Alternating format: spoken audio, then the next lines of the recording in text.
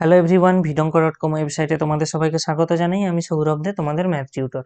এখানে প্রথম নিয়মের সাহায্যে এই x⁴ অপেক্ষকের x বিন্দুতে x এর সাহায্যে অন্তর্কলজ নির্ণয় করতে বলা হচ্ছে। তো x⁴ অপেক্ষককে আমরা ধরে নিচ্ছি f অফ x।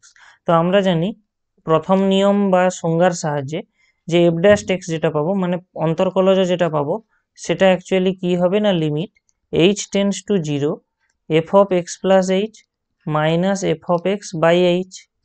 এবারে এখানে লিমিট h টেন্ডস টু 0, দেখো x এর জায়গায় জাস্ট x প্লাস h বসানো হচ্ছে, তাহলে আমরা এখানে x⁴ এর জায়গায় এখানে কি বসাতে পারি, x প্লাস h এর হোল⁴ মাইনাস এখানে বসাতে পারি x⁴ f অফ x এর জায়গায়। এবার এখানে যে h রয়েছে আমরা ওটাকে একটু মডিফাই করে লিখতে পারি x plus h minus x।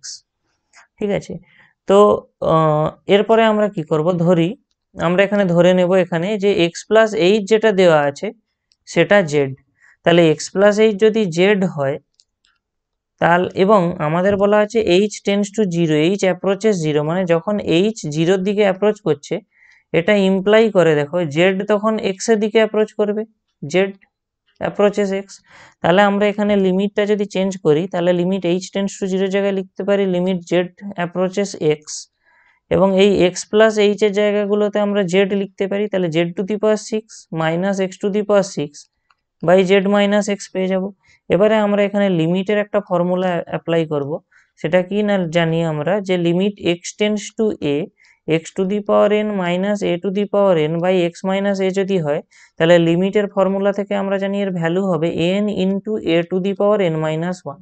এবারে আমাদের এখানে যে লিমিটটা রয়েছে, এই লিমিটে আমাদের a বলতে x কে বোঝানো হচ্ছে এবং n বলতে 6 কে বোঝানো হচ্ছে, তাহলে এর ভ্যালু কত হবে না 6 ইন্টু x⁴ মাইনাস 1।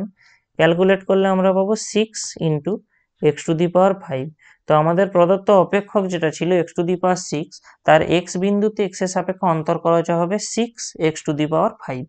ভিডঙ্ক.com ওয়েবসাইটে ম্যাথটি দেখার জন্য অসংখ্য ধন্যবাদ। এরকমই নানা প্রশ্ন তাদের সমাধানের জন্য আমাদের ওয়েবসাইটটি ভিজিট করো।